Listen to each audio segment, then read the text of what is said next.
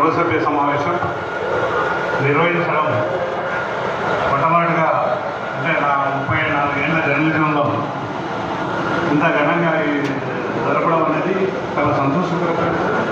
ఇది ప్రజాస్వామ్య పద్ధతిలో కొనసాగుతుందని మనందరం అర్థం చేసుకోవాలి.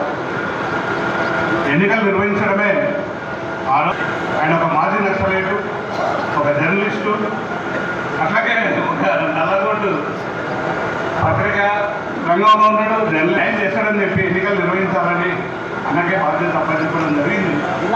ఈ ప్రజాస్వామ్య పద్ధతిలో ప్రెస్ క్లబ్ నడుస్తున్న సర్వసభ్య సమావేశానికి ముఖ్య అతిథిగా చేసిన మన ప్రభుత్వాన్ని ఎమ్మెల్యే అనంత శ్రీనివాసరెడ్డి గారికి, అట్లాగే ముడా చైర్మన్, ప్రెస్ క్లబ్ అధ్యక్షులు, కార్యదర్శి గారికి, మొత్తం ప్రెస్ క్లబ్ కమిటీకి, మహబూబ్నగర్ జిల్లా ప్రెస్ క్లబ్లో ఉన్న 252 మంది సభ్యులందరికీ ఈ కొన్ని ఎజెండా మన ముందుంచిండ్రు. దానికన్నా మారుతున్న కారణంగా అనుకున్నాక సీనియర్లతో శిక్షణ తరగతులు పెడితే బాగుంటుంది. ఎలక్ట్రానిక్ మీడియా కానీ ప్రింట్ మీడియా కానీ జర్నలిజం పట్ల అవగాహన లేదు. కేవలం లోగోలు ఇచ్చి రోడ్ మీద పడేస్తే మేము జర్నలిస్టుగా తయారవుతున్న పరిస్థితి ఉంది.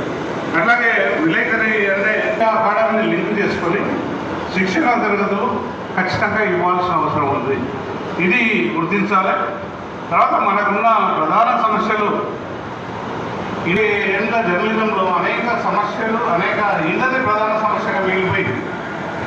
గత ప్రభుత్వం హడావిడిగా పాలమూరు ప్రగతి భవన్ ముఖ్యమంత్రి వరకు మేము పాదయాత్ర చేస్తామని చెప్పినప్పుడు హడావిడిగా కొంతమందికి పట్టాలు, కొంతమంది జర్నలిస్టు మిత్రులనే కమిటీల ద్వారా వేసుకొని గందరగోళ పరిస్థితి సృష్టించిన పరిస్థితి చూసినాం.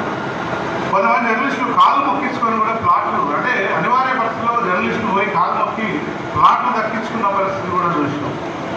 ఆ స్థలాలు దొరకలేవని ఇల్లు కట్టుకొని అప్పుల పాలై ఒక్కొక్కరు ఎంతో వేదనాభరితంగా వాళ్ళ కుటుంబాల్లో గడుస్తున్న పరిస్థితి కూడా మనం చూస్తున్నాం. అనేక మంది జర్నలిస్టులకు ఇల్లు వస్తావో రావో, ప్లాట్లు ఇస్తారో లేరో, జర్నలిజం జేజేఆర్ గార్డెన్లో ప్రజాప్రతినిధి గతంలో మీకు కాదు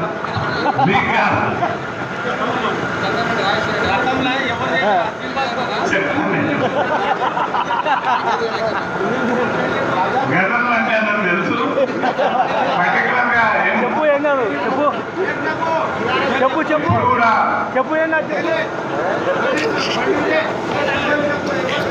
చెప్తా. గత మాజీ మంత్రి శ్రీనివాస్ గారు ఊరడిగి పేరడిగి నేనే ఊరు, నాగకర్ణులా, కొల్లాపురా, లేకపోతే మక్తలా, లేకపోతే ఇంకో ఊరా, నీకు ఇక్కడేం పని ఉంది?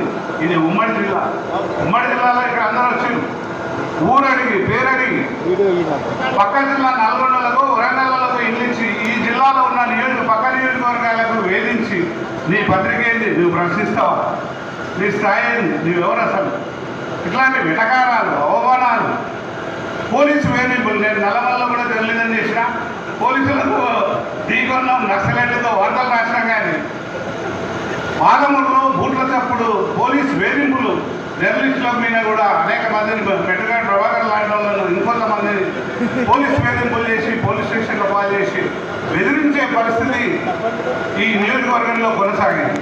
మేము అనేక సార్లు చెప్పినాం, నల్లమల్లి లేవు బూట్ల చప్పుడు ఇక్కడ పాలమూరులో జరుగుతున్నాయి. ఇది ప్రజాస్వామ్య పద్ధతి కాదు, ఇది నశించాలి, ఈ దౌర్జన్యం మంచిది కాదు.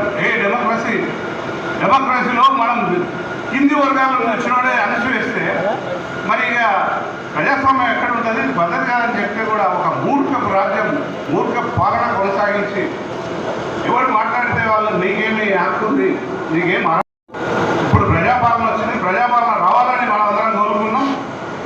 దానికి నిదర్శనమే ప్రెస్ క్లబ్ కూడా 30 ఏళ్ళుగా చదువు పెట్టి కొంతమంది చేతుల్లో ఉంటే ఫెడరేషనే ముందుకు నడిచి దీన్ని కూడా విముక్తి చేయాలి. ఎందుకంటే ఇది కూడా ఒక ఫ్యూడల్ సిస్టంలో వాళ్ళ నాయకత్వంలో హనుమంత్ రెడ్డి వాళ్ళ కుటుంబ నాయకత్వంలో తాళం వేసుకొని ఉంటే ఇది కూడా విముక్తి కావాలని మేము చేసాం.